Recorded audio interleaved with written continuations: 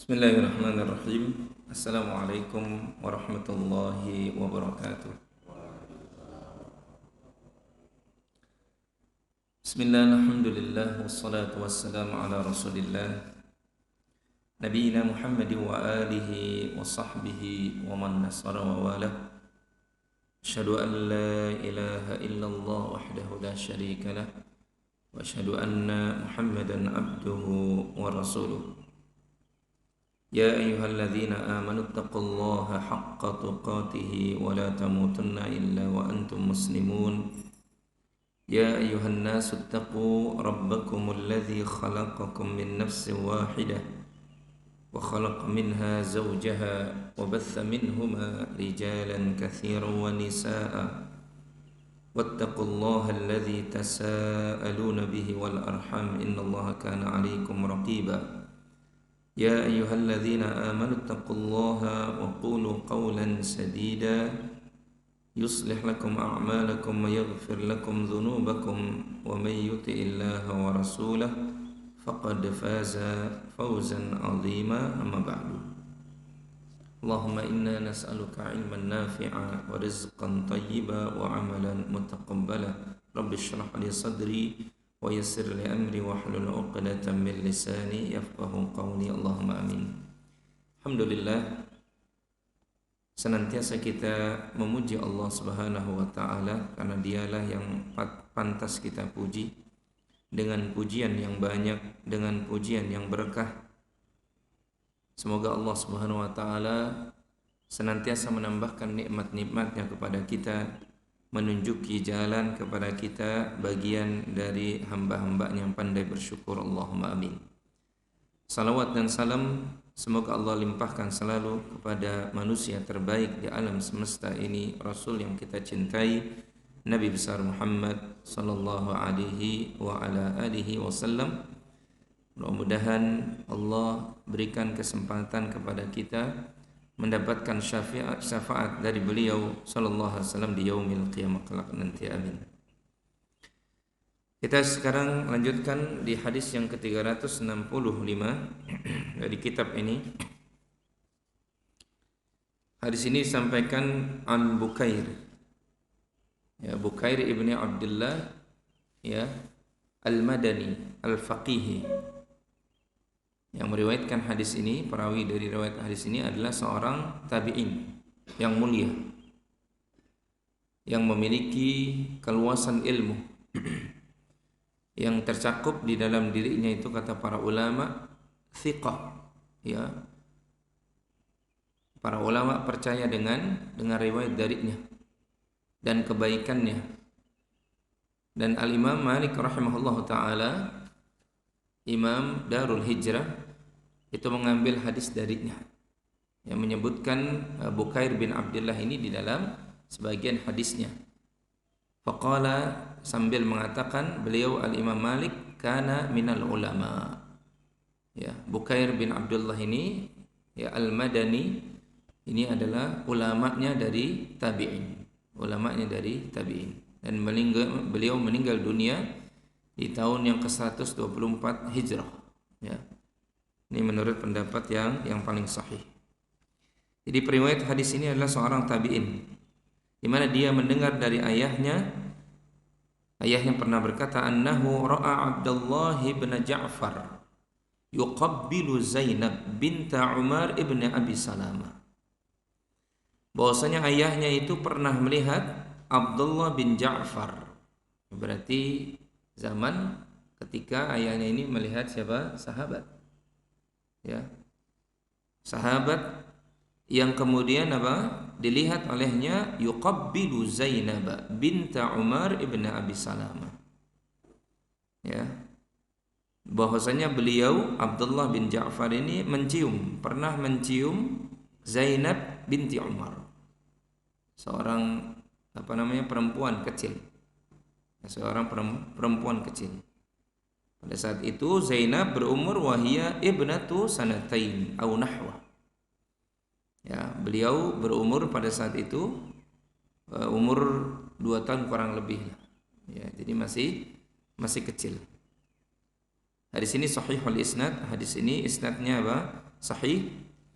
Dan hadis ini kata para ulama disebutkan memberikan faedah tentang jawazu qublatur rajul al-binta as-saghirah. Bolehnya seseorang itu, ya, seorang laki-laki dewasa mencium anak kecil. Boleh hukumnya. Walaupun apa? Anak kecil itu anak orang lain, itu boleh hukumnya. Ya. Tapi dengan syarat idza amanal fitnah. Kalau dia jauh dari apa? Fitnah, tidak memunculkan fitnah. Ya. Tentunya kata para ulama yang dimaksud dengan idza amanal fitnah ini ya kita yang tahu. Ya, kalau kita mencium anak seseorang, yaitu apa namanya? Menunjukkan justru rahmah, kasih sayang, bukan fitnah. Ini bahkan apa? Boleh, hukumnya boleh. Ingat kita pernah bahas hadis-hadis sebelumnya bahwasanya Nabi kita SAW itu amat sangat sayang kepada anak-anak kecil. Nabi selalu apa? Memeluk mereka. Nabi kalau berjalan ketemu dengan mereka, selalu Nabi yang pertama kali memberikan salam kepada anak-anak. Bahkan Nabi mencium Hasan dan Husain, ya, Umamah, itu Nabi cium. Ya. Ini menunjukkan bahwasanya Islam sebagai apa? Rahmatan lil alamin. Bukan sekedar berta'ammul, bermuamalah kepada yang sederajat saja, tapi kepada anak-anak kecil Islam mengajarkan apa? Rasa kasih dan sayang. Ya.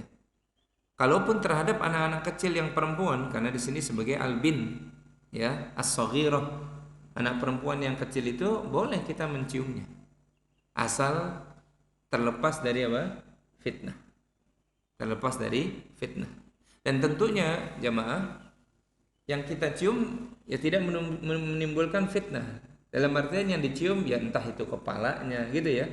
Entah itu yang dicium apanya? Tangannya. Tapi tentunya bukan apanya? Bukan bibirnya. Karena kalau mencium bibirnya ini bisa menimbulkan apa? Ya fitnah dan juga syahwat. Ya. Jangankan maaf orang dewasa, ya, anak kecil pun bisa menimbulkan apa? Syahwat. Apalagi kita berada di zaman yang penuh dengan apa? Fitnah ini. Jadi nggak boleh juga sembarangan. Nah, ini walaupun Islam menuntunkan bolehnya kita apa? Mencium anak-anak perempuan kecil, baik itu terutama anak kita ataupun anak orang lain, ya. Tetapi kita menjauhi fitnah. Ya, jangan mencium di tempat-tempat yang memunculkan apa? Fitnah. Tapi kalau mencium apa? Kepalanya, mencium tangannya, itu boleh. Hukumnya apa? Hukumnya boleh kata para ulama berdasarkan dari hadis ini. Karena dilihat oleh ayahnya Bukair bahwasanya apa? Abdullah ibnu Ja'far itu pernah apa? Yuqabbilu Zainab. Dia mencium Zainab binti Umar ibni Abi Salamah. Ya. Jadi begitu jemaah. Ya. Tidak mengapa sebagai bentuk apa? Kasih sayang seorang kepada anak-anak. Ya, kepada anak-anak. Kemudian hadis ini memberikan faedah yang kedua, fihi rahmatus sahabah bis-sighar. Hadis ini memberikan faedah tentang apa? Kasih sayangnya sahabat. Ya, kasih sayangnya sahabat terhadap anak-anak sighar, anak-anak kecil. Karena mereka pun melihat junjungannya, maha gurunya, itu sayang kepada anak kecil. Rasulullah SAW itu sayang kepada anak-anak kecil. Ya, para sahabat mengikuti beliau, salawatullahi wassalamu alaihi. Ya, jadi para sahabat itu ternyata juga apa? Sayang kepada anak-anak. Ya, kemarin sudah dikisahkan betapa ada seorang sahabat yang pernah membawa beberapa anaknya ke hadapan Nabi SAW. Semua anak-anak itu dicium oleh Nabi SAW. Tapi orang tuanya ini, sahabat ini mengatakan, ya Rasulullah, demi Allah, aku punya anak 10, semua 10-nya belum pernah belum pernah dicium oleh bapaknya sendiri. Tapi Nabi menciumnya. Ini menunjukkan betapa Nabi kita adalah Nabiur Rahmah. Nabi yang memiliki sifat kasih sayang kepada umatnya, wabil khusus kepada anak-anak kecil. Ya, sehingga mereka tuh kalau datang Nabi itu mereka selalu berkumpul. Ya, mereka tuh rindu ketemu dengan Nabi SAW. Disebutkan dalam sebagian riwayat dalam sejarah itu ketika Nabi kita alaihi salatu wassalam wafat, itu Madinah semuanya mendung. Seakan-akan alam pun ikut apa? Ikut bersedih atas kematian Rasul sallallahu alaihi wasallam, termasuk anak-anak di zaman itu. Ya, mereka tahu benar siapa Rasul kita sallallahu alaihi wasallam.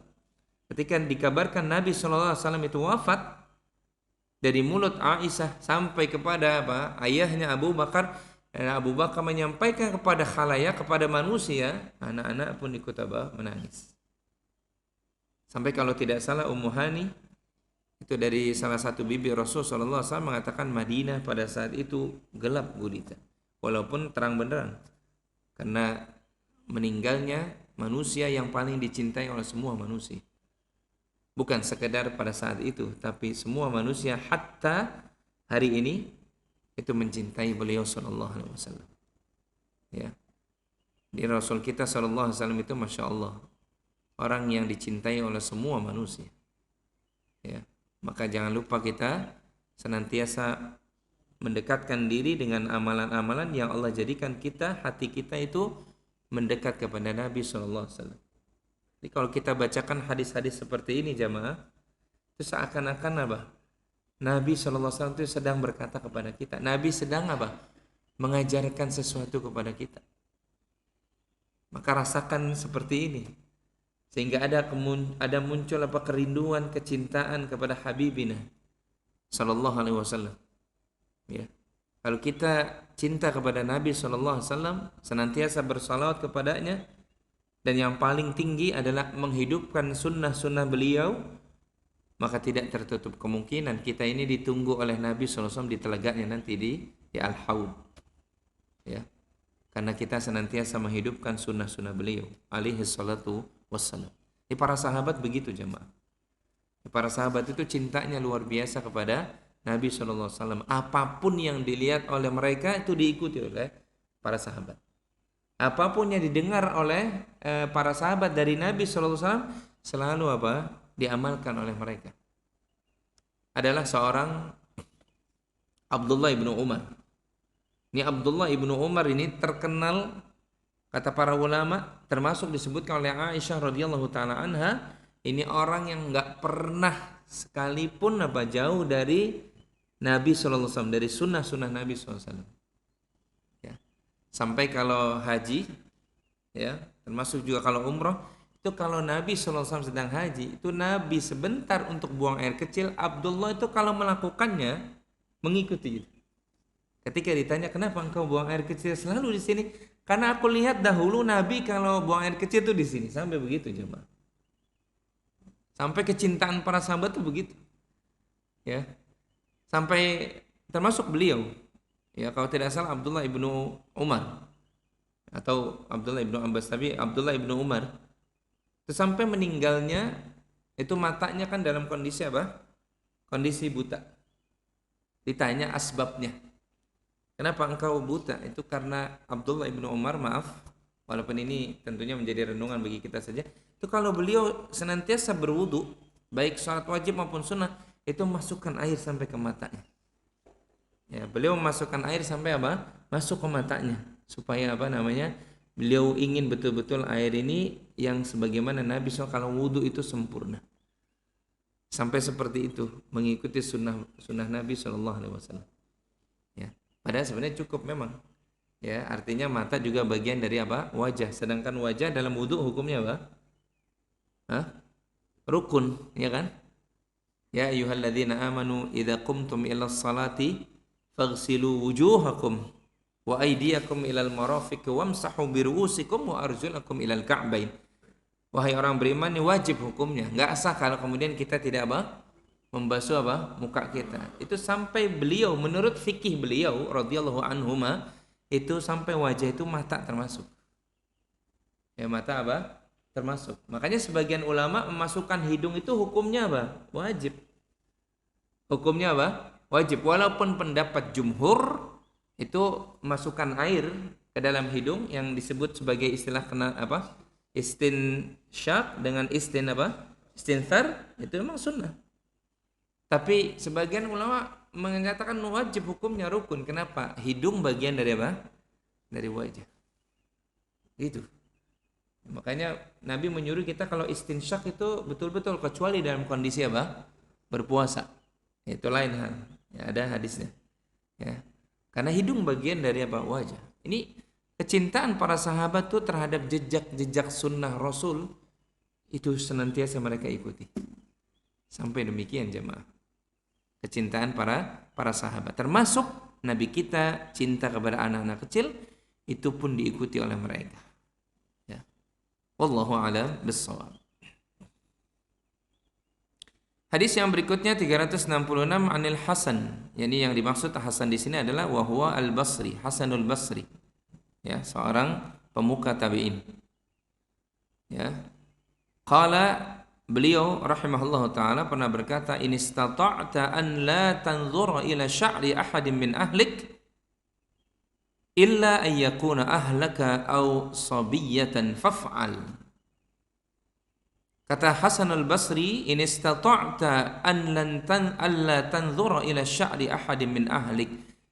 Kalau kalian mampu untuk tidak melihat kepada rambut salah seorang di antara karib kerabat kalian, keluarga kalian, maka lakukan itu. Kalau kalian mampu, ya, melihat rambut saja dari keluarga kita untuk tidak kita lihat, itu bagus, kata beliau.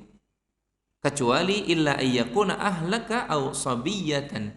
Kecuali kata Hasan al-Basri, kecuali istrimu sendiri, rambut istrimu, atau sobiyatan anak-anak kecilmu, boleh. Ini hadis sekali lagi menguatkan hadis berikutnya. Kata beliau kan faf'al, maka lakukanlah. Kalau kalian tidak melihat rambutnya bibi kalian, kan gitu ya, bibi mahram atau tidak, ya, bibi orang yang dibolehkan, kan gitu ya, dari sisi auratnya, kan gitu. Tapi kalau kalian tidak melihat rambut bibi kalian, lakukan. Ya. Atau karib kerabat kalian yang lainnya, yang menjadi mahram kalian, itu lakukan saja. Kecuali anak-anak kecil kalian itu. Nah, ini hadis ini sekali lagi menguatkan hadis sebelumnya tentang masalah kedudukan anak kecil di mata tabi'in. Di mata tabi'in. Dan hadis ini kata beliau rahimahullah taala memberikan faedah jawazun nazar ila sya'ris sabiyyah as-saghirah min ghairil maharim. Bolehnya melihat rambut anak-anak kecil yang bukan mahram. Ya, makanya anak-anak kecil itu sebenarnya kasih peluang kepada anak-anak kecil ini, ya kalau memang dunia anak-anaknya dia masih masih halal untuk bermain, silakan, jangan dikekang. Dia belum pakai jilbab, jangan juga dipaksakan. Ya. Kalau kita kan sekarang kadang-kala melihat anak-anak kecil kita, masya Allah rapat banget, kan gitu ya. Ya, jangankan rambutnya, sampai mukanya dirapat, boleh ya, boleh saja. Tapi kalau anak-anak kita kemudian yang masih kecil ini kemudian dia buka sendiri, ya jangan dilarang juga, karena masih masih anak-anak. Nah, anak-anak kecil itu memang begitu jamaah. Dia dunianya masih dunia seperti itu, yang kadang-kala mungkin gerah gitu kan, ya boleh. Dan terlihat oleh orang lain yang bukan mahramnya, itu tidak mengapa, karena dia belum mukallaf. Ya, dia belum terkena hukum tentang masalah aurat, tentang masalah aurat. Jadi bolehnya melihat rambut anak-anak kecil. Ya. Bahkan nanti dalam hadis berikutnya boleh membelainya. Ya. Ini sekali lagi menunjukkan kepada kita sebagai Islam sebagai rahmatan lil alamin. Ya. Dan anak-anak kecil kita ini diberikan keleluasaan, dia bisa bermain dengan teman-temannya, teman-teman sebayanya. Kemudian dia bisa merasakan karunia Allah SWT di alam semesta. Ya syukur-syukur anak-anak kecil kita ini Masya Allah sejak kecil memang dia sudah mengerti tentang aurat, ya diajarkan. Tapi yang namanya dunia anak-anak kadang-kadang suka seperti itu. Ya, ya dibuka kadang-kadang gitu ya. Niqabnya atau bahkan sampai apa? Jilbabnya. Asal tidak pada sampai hal-hal yang sifatnya tadi muncul fitnah lagi. Orang tuanya wajib apa? Wajib memprotek. Kalau kemudian dia anak kecil kita itu mau buka apa? Buka baju, ini jelas harus diajarkan.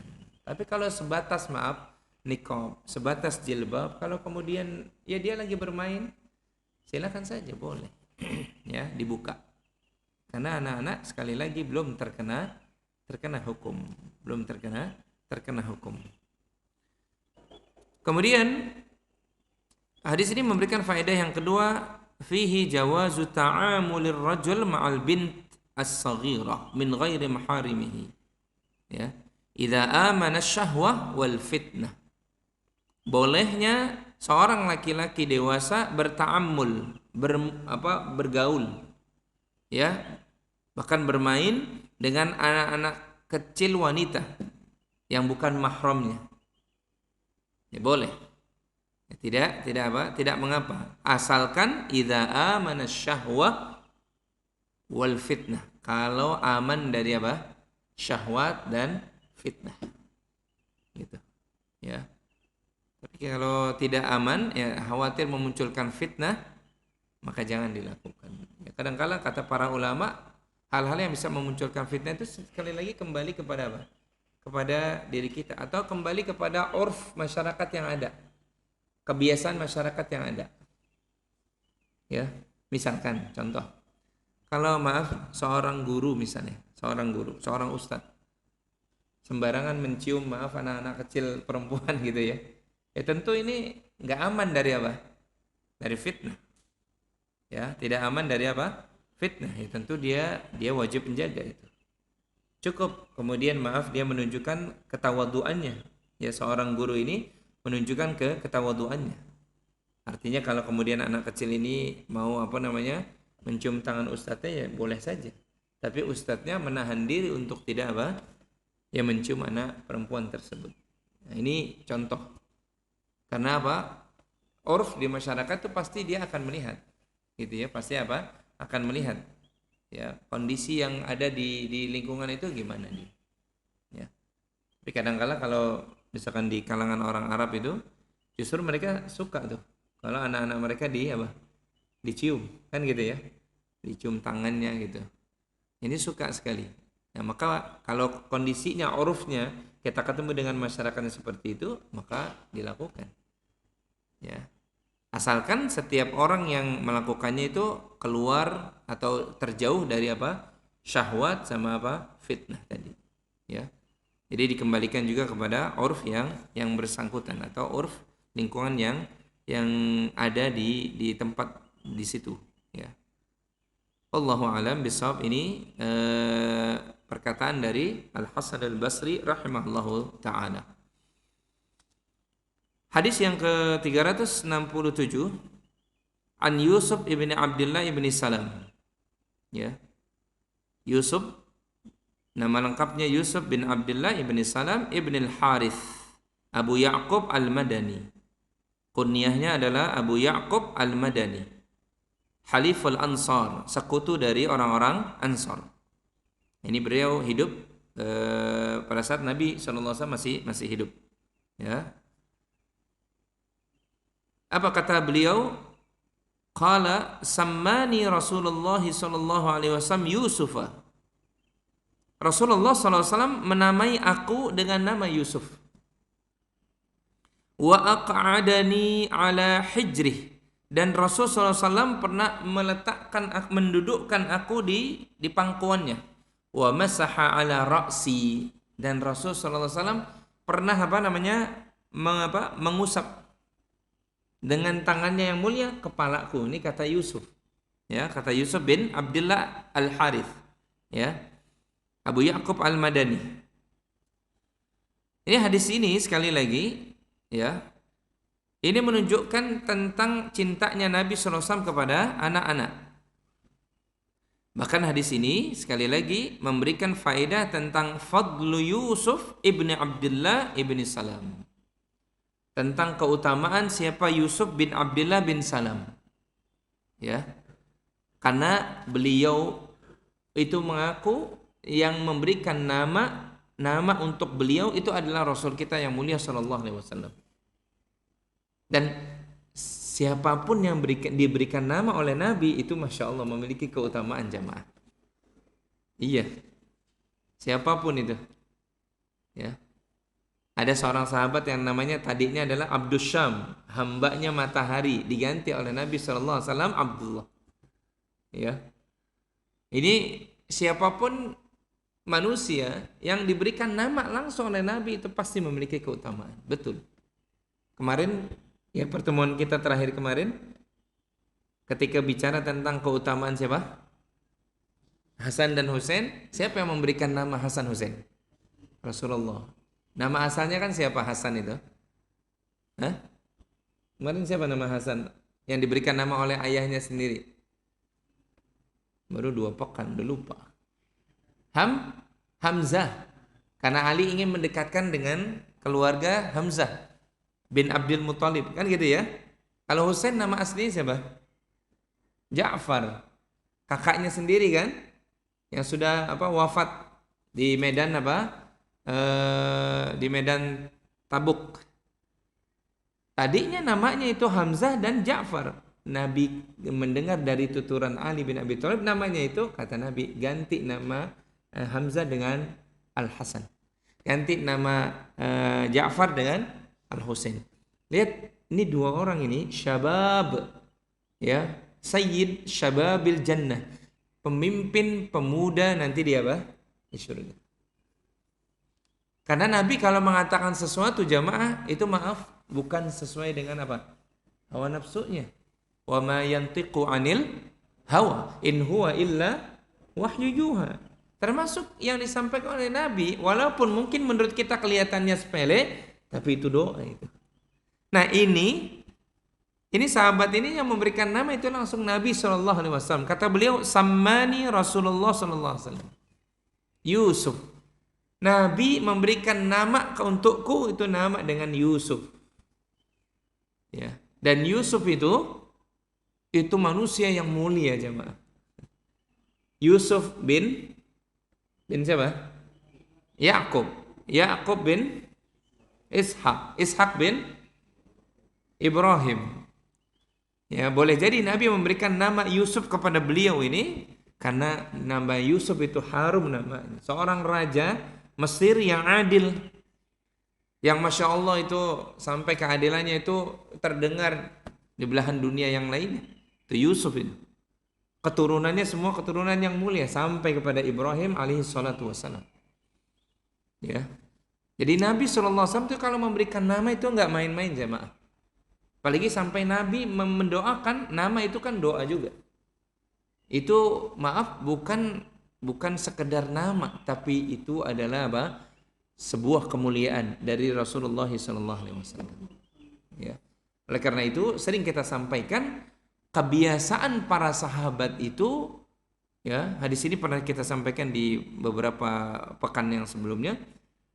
Kebiasaan para sahabat itu Masya Allah, itu kalau mereka istrinya baru melahirkan selalu bayinya dibawa kepada siapa?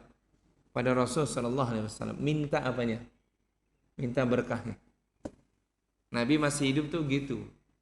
Ya jangankan anak itu, hasil panen saja itu mereka bawa di hadapan Nabi SAW, sehingga sampai Nabi SAW mengatakan Allahumma barik lana fi madinatina. Ya Allah berkahilah kota Madinah kami. Itu kenapa? Karena Masya Allah para sahabat bawa hasil panennya. Itu ya Rasulullah ini hasil panen kami.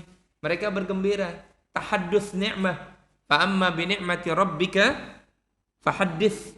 Kalau engkau mendapatkan nikmat maka ceritakan boleh. Itu langsung Nabi doakan itu.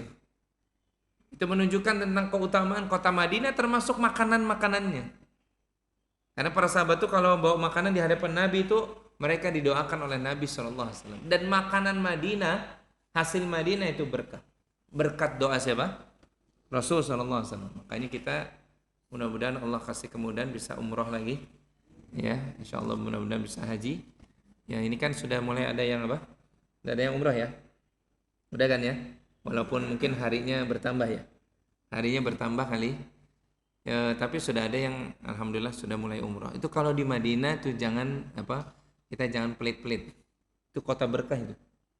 Ya, Makkah Madinah itu kota berkah. Madinah berkahnya didoakan oleh siapa? Rasul SAW. Mekah didoakan oleh siapa? Nenek moyang Nabi Sallallahu Alaihi Wasallam. Siapa? Ibrahim alaihi salatu wassalam. Ya. Baladan aminan warzuq ahlahu minas samarat. Kata Ibrahim dalam doanya, ya Allah, berkahilah negeri ini hasil-hasilnya. Bukit Cadasnya itu masih ada, kelihatan banget. Tapi Masya Allah itu Makkah itu berkah sekali jemaah. Itu doanya siapa? Kakeknya Nabi. Sedangkan Madinah doanya cucunya Ibrahim. Allahu Akbar. Dua orang ini disatukan dalam berbagai sisi itu. Semua sisi itu disatukan dua orang ini. Dalam salawat dua orang yang disebut ini. Betul ya? Kan gitu. Gelar apa? Khalilullah, kecintaan Allah yang paling tinggi itu dua orang ini. Nggak ada selain dua orang ini. Sampai kepada apa doa mereka itu, Masya Allah, itu ditunggu oleh umat. Jadi Madinah itu berkah jemaah. Madinah itu berkah. Makanya kebiasaan para sahabat mendatangi Nabi, minta didoakan oleh Nabi Shallallahu Alaihi Wasallam. Dan kalau perlu apa, nggak punya nama, ya Rasulullah kasih nama anakku, itu berkah. Karena keluar dari lisan yang paling mulia di muka bumi ini, Rasulullah Shallallahu Alaihi Wasallam. Ya, apapun itu jemaah, apapun. Masih ingat kata Al-Imam Ibnu Hajar di dalam kitabnya Fathul Bari, Syarah Sahih Bukhari, itu kenapa setiap pagi kita orang-orang mukmin insya Allah itu disuruh makan apa? Apa? Kurma ajwa. Disuruh kurma ajwa kan? Kata Al-Imam Ibnu Hajar Al-Asqalani Asy-Syafi'i, ya. Itu karena kenapa disuruh kurma ajwa, bukan kurma yang lain? Karena nenek moyangnya ajwa itu didoakan oleh Nabi Shallallahu Alaihi Wasallam. Jadi keturunan-keturunannya itu berkah juga. Makan ajwa dengan makan kurma yang lain itu berbeda jemaah. Ya, kalau bisa di rumah itu yang kita makan itu kurma apa? Ajwa. Kan dia kecil, ya kan? Tapi Masya Allah itu berkah. Kenapa? Karena pohonnya didoakan oleh Rasul Sallallahu Alaihi Wasallam. Jadi berkah. Maka setiap nama yang disebutkan oleh Nabi SAW itu pasti berkah. Nah, ini menunjukkan keutamaan siapa? Yusuf bin Abdullah ibni Salam. Karena dia didoakan langsung oleh Nabi SAW dengan namanya. Ya. Wallahu alam apakah kemudian Yusuf beliau ini betul-betul seperti Yusuf alaihi salatu wassalam, kita tidak mendapatkan kabarnya. Tapi yang jelas beliau itu memiliki keutamaan karena Nabi langsung yang memberikan apa? Namanya kepada beliau. Kemudian hadis ini memberikan faedah fihi istihbabul atfi ala saghir wa rahmatihi bil mashi ala ra'sihi. Ya, disunnahkan itu berlemah lembut kepada anak kecil. Ya. Jadi sunnah kita disuruh kita berlemah lembut kepada anak-anak kecil dan berkasih sayang kepada mereka. Ya. Bahkan bil mashi ala ra'si. Disunnahkan pula mengusap apa tadi? Kepala anak-anak kecil kita. Jadi ini sunnah. Kalau anak-anak itu di samping apa? Mungkin kepalanya atau jidatnya dicium, tangannya dicium, kepalanya diusap. Jadi bukan anak yatim aja yang diusap, tapi anak-anak kita itu kepalanya diusap. Karena Nabi tadi apa? Kata beliau, wa masaha ala ra'si. Bahkan Nabi kata beliau, kata Yusuf, wa aq'adani ala hijri. Nabi itu pernah meletakkan aku, ini bukan cucunya loh ya. Ini bukan cucunya, kalau cucunya jangan ditanya. Nabi sering meletakkan Hasan dan Husain itu di Di paha Nabi yang mulia. Tapi orang lain pun, anak kecil yang lain pun itu diletakkan Diletakkan di pangkuannya. Itu Nabi kita sallallahu alaihi wasallam. Kayak saya jadi teringat guru-guru saya itu, kiai saya itu waktu kita selalu kalau nuntut ilmu sama beliau itu kita lihat itu di depan mata kita itu. Ya, cucunya kalau datang, kalau habis salam itu selalu cucunya disuruh ke kiai. Kemudian cucunya tuh diletakkan di pangkuannya. Ya, demi Allah saya ngelihat guru-guru saya itu, kiai-kiai saya itu, masya Allah, itu begitu ya. Sambil beliau berzikir, Allahumma antas salam minkas salam. Cucunya ada di samping, di depannya. Dan jamaah melihat, kita ngelihat gitu. Ya. Ternyata Nabi kita SAW apa? Menuntunkan begitu. Sering-seringlah kita meletakkan anak kecil kita itu di pangkuan kita. Coba bagaimana sentuhan kasih sayang yang luar biasa jemaah. Ya. Kalau seorang ayah itu senantiasa memeluk anaknya, kemudian senantiasa mencium anaknya, mendoakan anaknya, gitu ya. Termasuk meletakkan anaknya di hadapannya, itu pasti pendidikan lebih dahsyat daripada yang lain. Anaknya itu pasti terasa. Nyampe itu, transfer of feelingnya itu nyampe kepada anaknya itu, pasti. Ya, sentuhan kulit tuh kata para ahli itu ternyata lebih dahsyat tuh jemaah. Ya, makanya boleh itu kalau anak-anak kecil kita itu kalau tidur, ya kan, itu dicium. Terasa nggak sama dia tuh? Terasa jemaah. Ya, dicium, baru kemudian ditutup kamarnya. Ya, biasakan hal-hal seperti itu. Anak-anak kita pulang dari ngaji, dari sekolah gitu misalkan, ya. Kita sudah ada di rumah, maka dirangkul, ya, ditanyakan tentang pelajarannya. Itu anak-anak kita itu pasti berasa ayahnya ini atau ibunya ini, masya Allah peduli banget kepada aku. Ini kebanyakan kita itu kadang suka melupakan hal-hal yang sepele seperti ini jemaah. Padahal itu transfer of feeling yang yang luar biasa itu.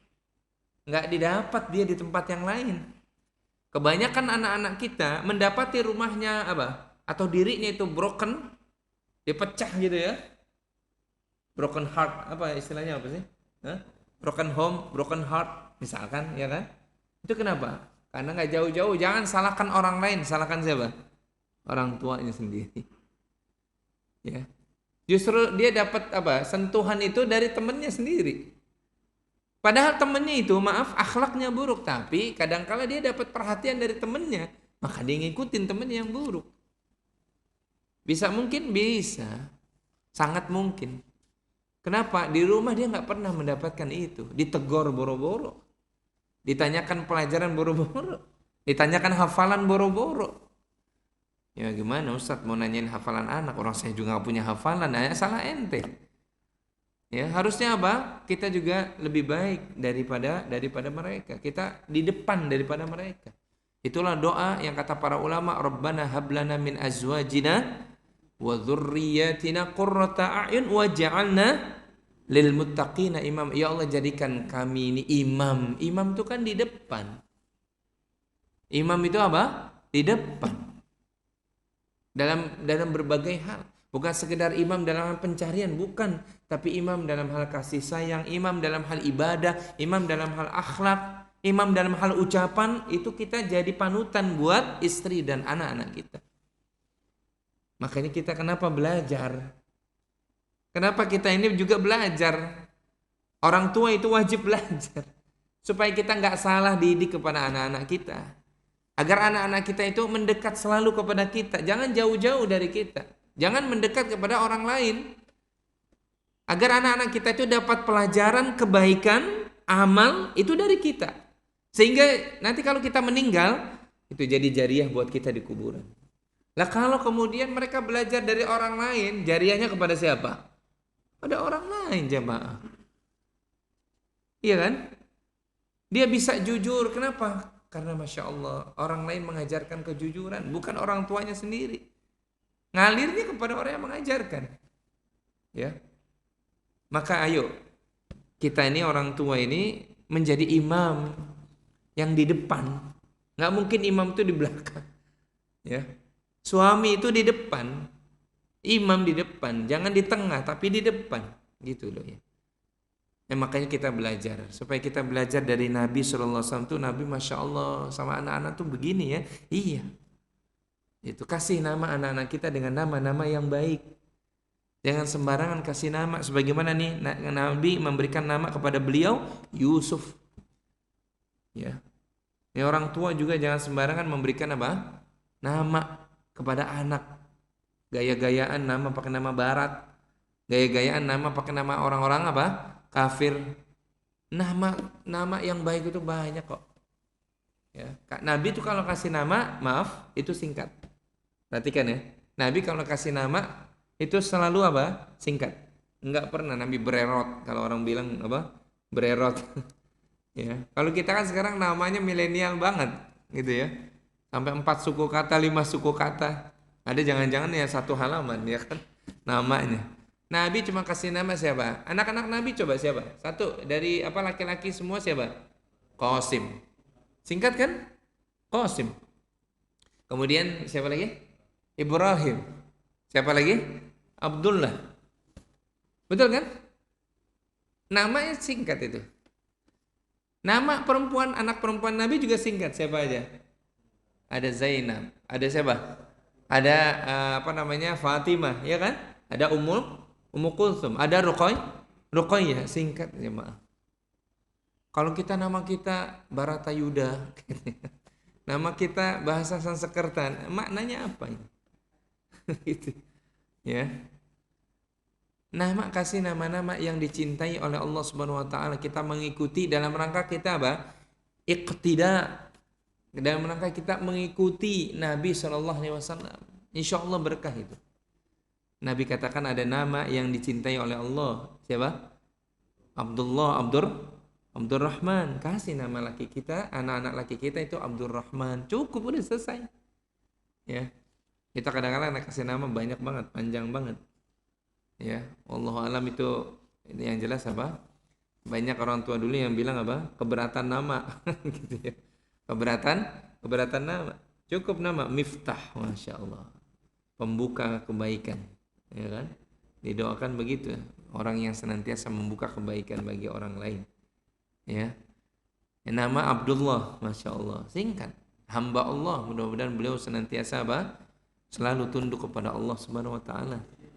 Ya, nama Darajah, Masya Allah, mudah-mudahan selalu derajatnya naik terus. Ya, nama kan doa. Nama apa? Doa jamaah. Gitu. Ya. Walaupun nama doa, tapi jangan lupa pula kita juga punya adab manggil nama orang, gitu ya. Ya.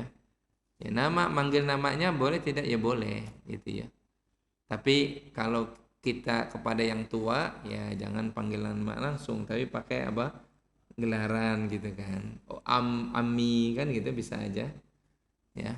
Ada sih yang saking sakleknya nama itu kan doa Ustadz. Iya betul. Tapi apa namanya anaknya manggil dia namanya langsung. Ini juga kurang adab.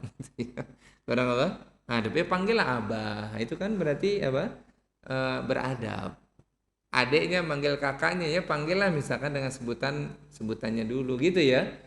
Bukan berarti dilarang menyebutkan nama langsung, tapi ingat sekali lagi kalau kita yang kayak bertamu seperti ini kita boleh langsung manggil kan gitu ya. Tapi kalau adik kita ajarkan pada kakaknya manggilnya misalkan apa? Ya. Ya kalau di kita ini misalkan apa? Abang ataupun apa? Kakak itu kan ini penghormatan. Boleh ya. Jadi seperti itu jamaah yang dimuliakan oleh Allah SWT. Sunnahnya berlaku lemah lembut dan berkasih sayang dengan apa? Mengusap kepala anak-anak kecil kita. Ya. Ini bagian dari apa namanya? Riqqah warahmah, kasih sayang dan kelembutan. Dan Nabi SAW dalam hadis yang lainnya mengatakan tidaklah kelembutan itu dicabut dari diri seseorang. Berarti hilang apa namanya akhlaknya. Ini kalau lembut itu diletakkan oleh Allah di dalam diri seseorang, dia pasti akan menjadi orang yang paling apa dicintai oleh manusia. Ini berlemah lembutlah kepada anak-anak kecil kita. Karena Nabi SAW itu suka memangkuk anak-anak itu di pahanya. Suka apa namanya mengusap kepalanya, mencium dan memeluknya. Ini Nabi kita sallallahu alaihi wasallam.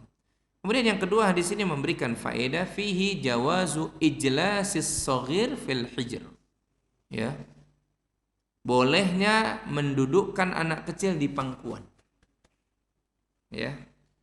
Jadi boleh meletakkan anak kecil kita di pangkuan. Ya. Apalagi orang tua, gitu ya, orang tua. Ya, karena mereka doanya pasti apa? Makbul di sisi Allah Subhanahu wa taala. Apalagi Rasul sallallahu alaihi wasallam. Ya. Jadi boleh kita apa? Meletakkan anak-anak kita itu apa namanya di pangkuan. Maka coba kita biasakan tuh kalau kita sholat, anak kita kan kita ajak gitu ya. Itu kalau sholat itu jangan anak kita dibiarkan apa namanya kesana kemari, sholat di samping kita. Kalau kita bawa anak, memang jangan persis di belakang imam, tapi kita apa sebelah paling ujung kiri atau kanan. Tapi anak kita itu sholat di samping kita. Ya, agar mereka itu diajarkan masjid ini berzikir kepada Allah, bukan bermain, bukan teriak-teriak.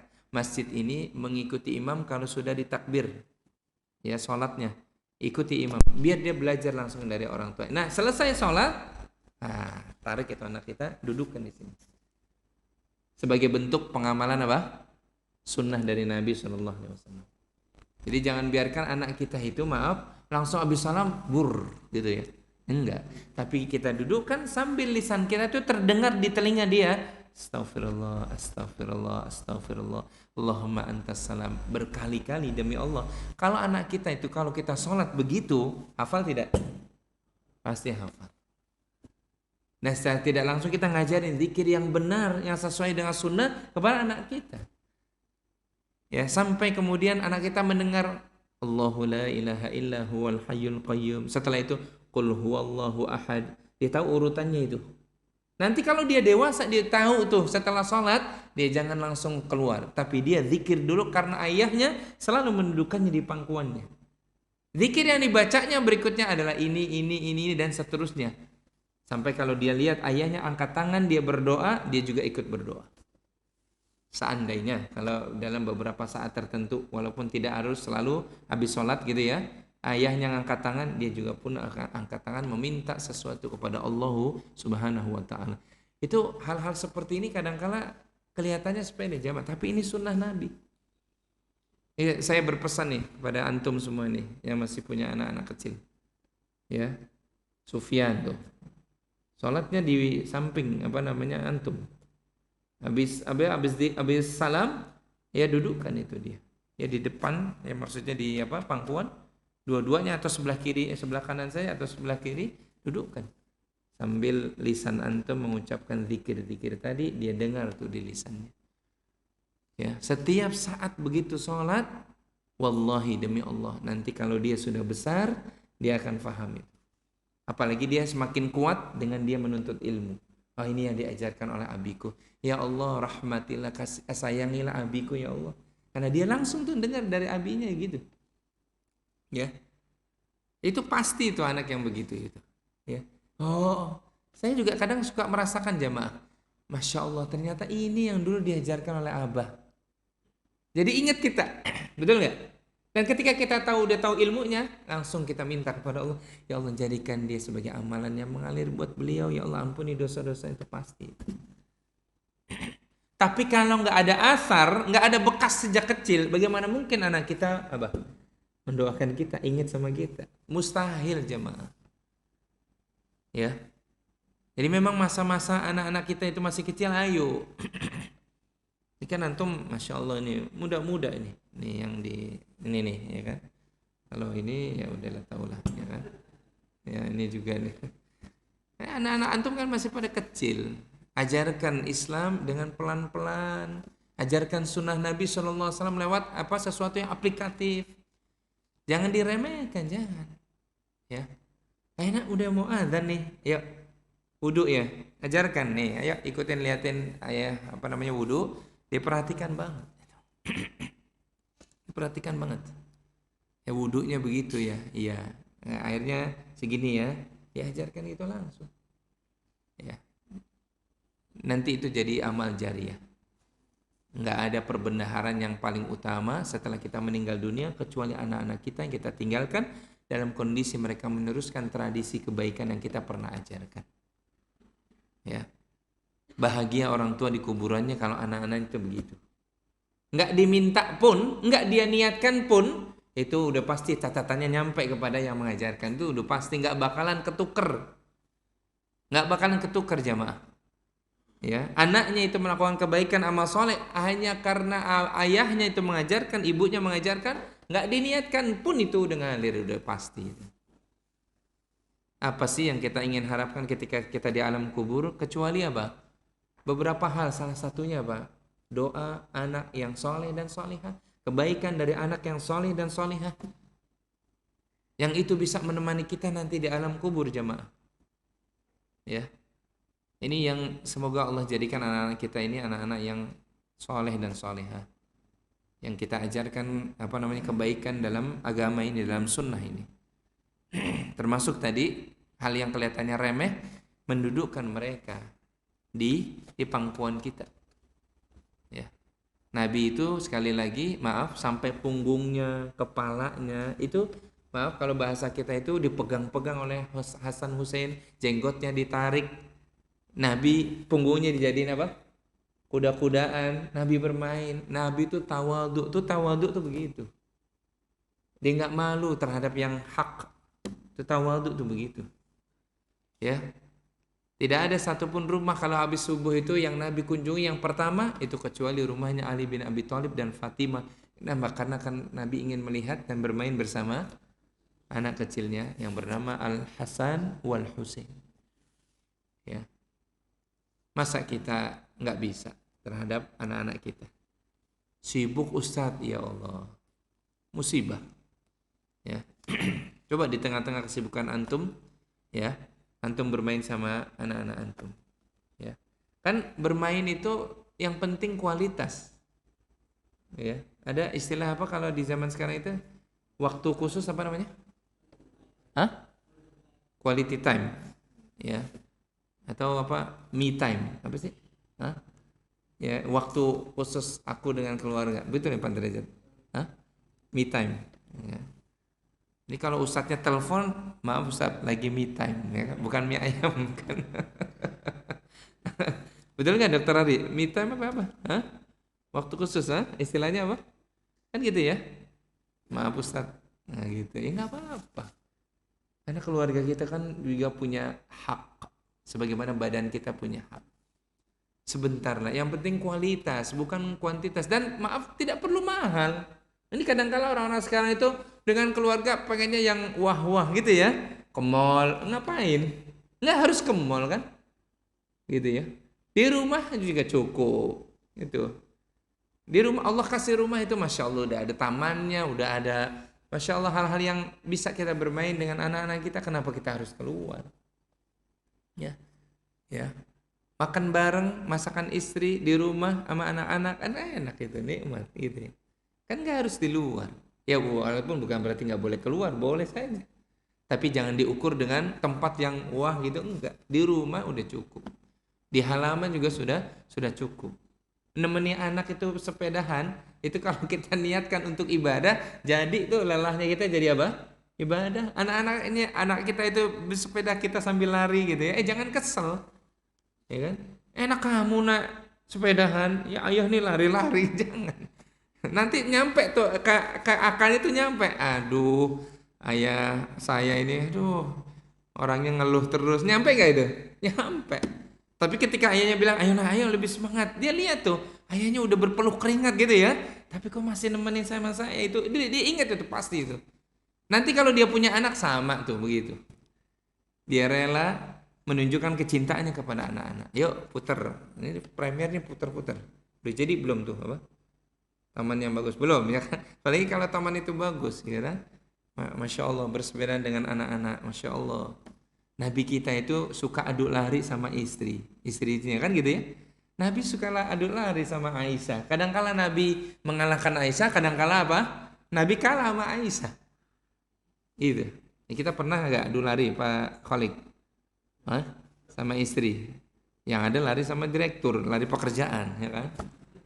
Duh, ya kan? Kita ajak istri kita, anak kita, ayo balapan ya. Yang menang dapat coklat. Hah? Dapat apa, Dok?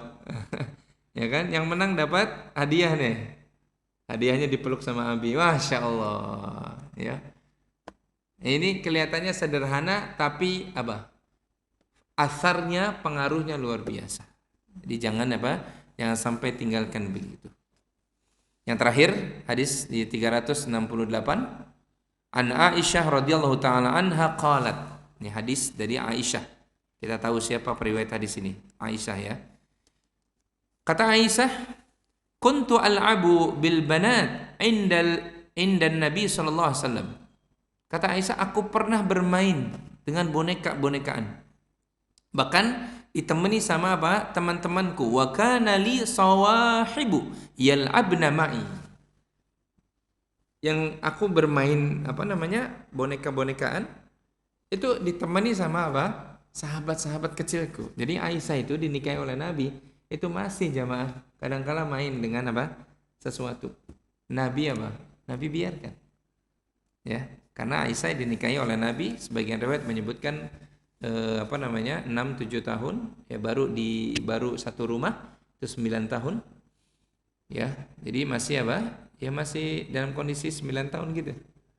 Ya, tapi ingat 9 tahun dahulu dengan sekarang berbeda. Gitu ya, 9 tahun dahulu dengan sekarang apa? Kedewasaannya berbeda.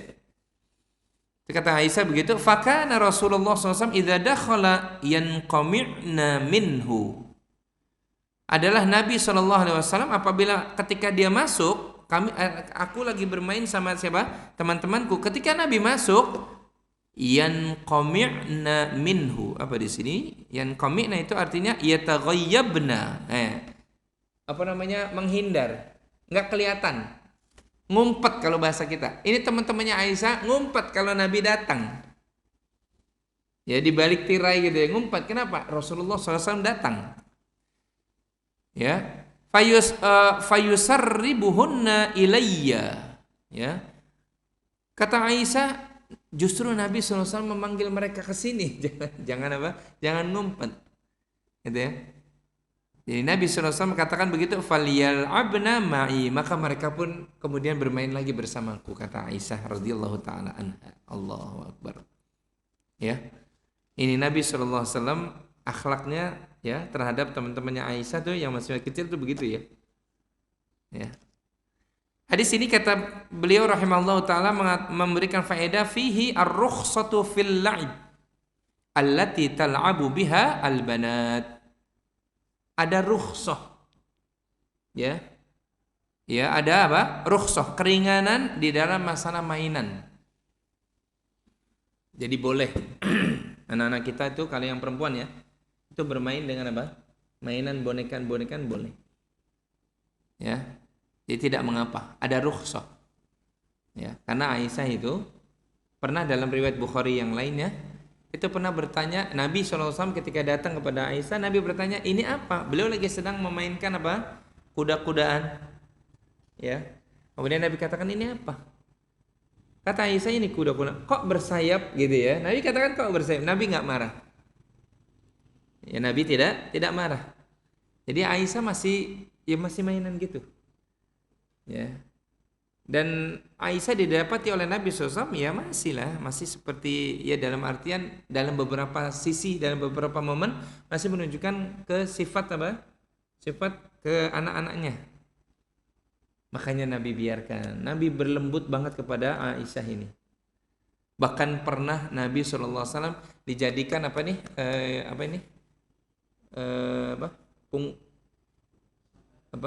ini sandaran ya.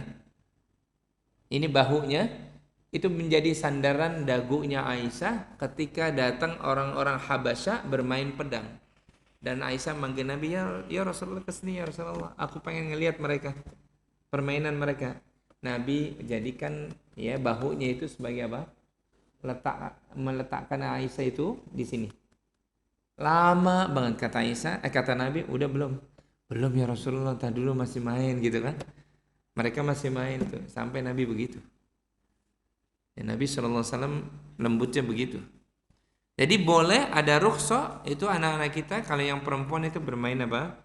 Ya bonekaan. Sepanjang bonekaannya itu ya tentunya tidak mirip dengan makhluk bernyawa. Ya, makhluk apa? Bernyawa. Atau ya, yang dilarang itu at-tamatsil. Ya. Ya. Sesuatu yang dikategorikan yang disembah oleh manusia. Nah, ini nggak boleh tentu. Apa tuh? Kayak apa? Kayak mainan-mainan yang orang tuh kalau megang mainan itu nisbatnya hubungannya ingatnya langsung kepada sesuatu yang disembah. Nah, itu nggak boleh. Ya. Apa contohnya? Hah? Ya. Ya, kayak maaf patung-patung yang suka kita dapati misalnya gitu ya. Ya bentuknya patung, ini jelas nggak boleh. Tapi kalau mainan-mainan kita nggak tahu bentuknya ini apa, dia mainan, ini bentuk makhluk atau enggak? Ini kata Syekh Utsaimin ini yang begini boleh. Ini matanya di mana gitu ya, atau matanya miring. Ini bukan makhluk sebenarnya, itu hanya mainan saja, hanya seperti ini boleh. Yang seperti ini apa? Ada rukhsah boleh.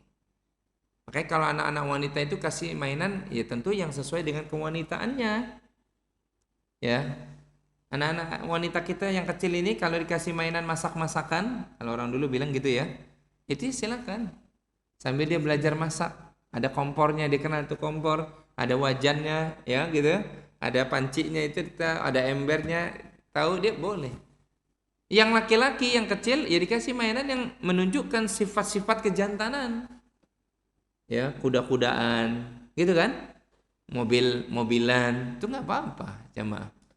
Ya anak kecil kita yang laki ini kasih mainan mobil, boleh. Ini memang dunia anak itu sebagiannya masih apa? Masih bermain. Yang penting saatnya dia itu harus beribadah, ajarkan ibadah. Saatnya dia harus menghormati tamunya, dia hormati tamunya. Mainannya ditinggalkan dulu. Eyang datang itu di depan, yuk sambut. Waalaikumsalam Eyang, diajarkan begitu. Sebentar lagi mau azan, diajarkan, ayo bereskan dulu, kita mau apa? Mau sholat, ajarkan begitu. Tapi pada saat dia main, kasih kesempatan dia apa? Dia main. Sebagaimana Nabi kepada Aisyah, itu Nabi SAW apa? Tidak menggubris. Bahkan Nabi bertanya tadi, ini apa ya? Kata Aisyah, ini kuda ya Rasulullah. Kok kuda pakai sayap? Ya memang kuda ini bisa terbang. Nabi tersenyum. Nabi SAW apa? Tersenyum. Ya. Masya Allah. Kemudian yang kedua, fihi husnu ma'ashirati az-zawji li zawjatihi. Ya, di dalam hadis ini memberikan faedah tentang apa? Bagusnya muasyirah, ya. Menggauli apa namanya? Istri-istri kita. Karena ini Aisyah kan istrinya Nabi sallallahu alaihi wasallam. Disuruh diperintah oleh Allah Subhanahu wa taala wa'ashiruhunna bil ma'ruf, dan pergaulilah mereka semua istri-istri itu dengan apa? Dengan baik. Ya kadang-kala kita harus bercanda, ya bercanda sama istri.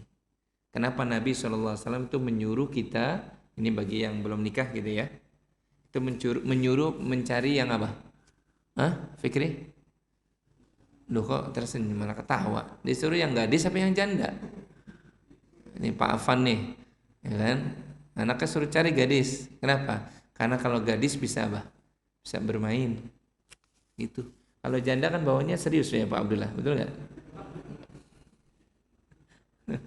Ya betul kan? Kalau janda kan serius bawanya. Kalau gadis bisa bermain. Ya Allah, bisa menjawab pertanyaan dia yang kadang-kala maaf nih, lembut, kemudian kadang-kala kekanak-kanakan, cari yang gadis. Karena kita bisa bermain dengan istri kita seperti itu. Mu'asyirah bil ma'ruf. Wa'asyiruhunna bil ma'ruf. Disuruh kita berbuat baik kepada istri kita termasuk anak kita. Ini Nabi marah enggak? Ketika Aisyah lagi main ada teman-temannya, Nabi marah enggak? Enggak ngusir enggak. Bahkan ketika mereka tahu saking wibawanya Nabi, mereka kan tadi ngumpet. Kata Nabi apa? Fayusarribuhunna. Nabi menyuruh keluar aja, sini keluar, jangan malu. Mereka keluar. Akhirnya kata Aisyah, fayal'abna ma'i. Mereka main lagi bersamaku. Lihat Nabi SAW. tahu istrinya itu masih begitu, Nabi SAW perlakukan dengan baik. Itu ya. Kadang-kala saya sering tuh ditanyakan, saya Masya Allah Ustaz, udah nggak tahan lah, salah pilih Ustaz, kayak anak-anak gitu kan. Ya, sabar. Kalau dapat anak-anak, alhamdulillah, harusnya sebenarnya alhamdulillah kan? Iya, alhamdulillah. Saya pernah cerita, ya, ada murid saya yang Masya Allah 16 tahun istrinya. Dia sendiri nikah 27 tahun, dapat yang 16 tahun. Oh, itu Masya Allah. Mungkin kata Pak Afan, karunia itu Ustaz, ya kan? 16 tahun. Sampai sekarang ini belum ada KTP-nya belum keluar.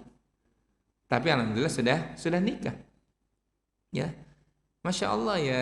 Tapi jangan kita lupa bahwasanya mereka itu kadang masih punya sifat yang kita tahu, ya kita ayomi gitu. Ya. Kita ayomi. Ya, ada beberapa pertanyaan kadang-kadang, istri saya Ustaz pengennya keluar terus ke BKT ngapain? Iya, hiburan saja. Karena masih anak-anak. Dinikahi itu masih apa? Masih anak-anak. Kalau sore pengennya ke situ, ya kan? Ya pelan-pelan, ya kan? Suruh ajak aja ke majelis pelan-pelan gitu ya. Jangan ke BKT mulu gitu ya. Ke BKT habis duitnya, ya kan? Karena pedagang di sana itu apa? Banyak, Masya Allah. Tapi istri kadang suka begitu. Tapi Nabi husnul khuluq. Nabi itu akhlaknya luar biasa, jemaah. Nabi akhlaknya apa? Luar biasa. Ya. Yang terakhir, hadis ini memberikan faedah tentang apa? Fihi al-imbisat ilan nas. Kelemah lembutan Nabi kepada manusia. Ini teman-temannya Aisyah ngumpet, Nabi suruh keluar. Enggak, keluar. Sini main gitu kan. Masya Allah, Nabi itu lembut sama manusia, termasuk sama wanita. Pernah, hadis ini udah lama sekali kita pernah bahas. Nabi menyuruh, ya ambasa mahlan ya ambasa. Pelayanan Nabi itu namanya ambasa. Ketika kata Nabi datang wanita-wanita itu pelan-pelan ambasa. Bersyairnya pelan-pelan. Kenapa? Karena mereka ibarat cermin kaca. Gitu ya. Masih ingat hadis pernah kita bahas itu? Lihat lembutnya Nabi kepada para wanita. Allahu a'lam bishawab. Ini yang bisa kita ambil beberapa pelajaran dari 4 hadis yang disampaikan pada pagi hari ini. Allahu a'lam. Ada pertanyaan? Kalau ada silakan dibacakan. Belum ada pertanyaan yang masuk nih Ustadz dari Zoom. Yang offline ada yang mungkin kita berikan kesempatan pada jamaah yang di masjid. Fadal ya, singkat Pak. Waalaikumsalam warahmatullahi wabarakatuh. Sekarang ini banyak orang miara kucing. Alasannya sunnah Rasul ya. Tapi dikasih kandang, apakah itu Nabi mencontohkan seperti itu, dikasih kandang? Ya, sangat luar biasa lah. Sehingga mungkin berlebihan. Bagaimana menurut Ustaz? Baik, terima kasih. Ya. Assalamualaikum warahmatullahi wabarakatuh. Waalaikumsalam warahmatullahi wabarakatuh. Ini kucing ini? Ingat salah satu hewan yang Nabi SAW ajarkan kita berakhlak baik kepada hewan ini. Ada beberapa hewan yang dalil menyebutkan boleh kita bermuamalah dengan baik kepada mereka. Enggak boleh menyakitinya bahkan. Ya, salah satunya apa? Hirrah, qittun, ya, kucing. Ya, sampai bahkan Nabi menyetujui ketika para sahabat memanggil Abdurrahman bin Sakhar sebagai Abu Hurairah, bapaknya kucing yang kecil. Dan Nabi enggak marah. Karena di setiap majelis ilmu Nabi itu Abu Hurairah ini selalu membawa kucing kecilnya di kantongnya. Ya, Nabi SAW itu menyetujui. Boleh. Ya. Jadi tidak mengapa. Makanya Nabi dalam hadis yang lainnya itu memberikan gambaran kepada kita, ya kucing itu biasa seharian lewat di depan kita atau berkeliaran di rumah tangga kita gitu. Ya. Maka kalau ada hal-hal yang sifatnya najisnya itu tinggal dibersihkan saja. Dan itu tidak membatalkan apa? Tidak membatalkan wudu. Ya, itu karena kucing keseharian. Enggak mungkin susah kita lewati sebentar kemudian kita wudu dan seterusnya. Walaupun tentang masalah ini ikhtilaf para ulama, ada yang mengatakan Kalau kena najisnya kemudian dia wudhu lagi. Ini memang ikhtilaf. Tapi ada sebagian para ulama yang menyebutkan ini tidak batal. Ya. Kalaupun maksud dari kandangnya itu untuk kenyamanan dia, ya tidak mengapa. Ya, tidurnya di kandangnya dibuat indah lagi, ada tempat tidurnya, ada tempat minumnya, nggak apa-apa. Dan kucingnya tahu tuh di jam-jam kalau setelah Isya dia wajib masuk kandang, tahu diajarkan oleh tuannya gitu, itu bagus malah. Ya, tapi bukan bermaksud untuk mengekang, enggak. Tapi kalau kerjaannya kucingnya di situ saja, digembok, nah ini yang nggak boleh, gitu ya. Udah gitu nggak dikasih makan, nggak dikasih minum, ini yang nggak boleh. Sehingga kucingnya itu mati, maka berdosa yang memiliki itu, nggak boleh, ya. Jadi soal hal seperti itu, kandang itu untuk apa? Untuk dia tempat tidurnya nyaman, dikasih alas bahkan gitu ya, dikasih lampu. Sekarang kan rumah-rumah kucing tuh banyak gitu. Jadi bisnis, ya. Itu nggak apa-apa sepanjang tujuannya untuk kenyamanan hewan peliharaan kita. Kayak burung juga, ya kan? Ya dikasih sangkarnya, ya boleh saja, tidak mengapa.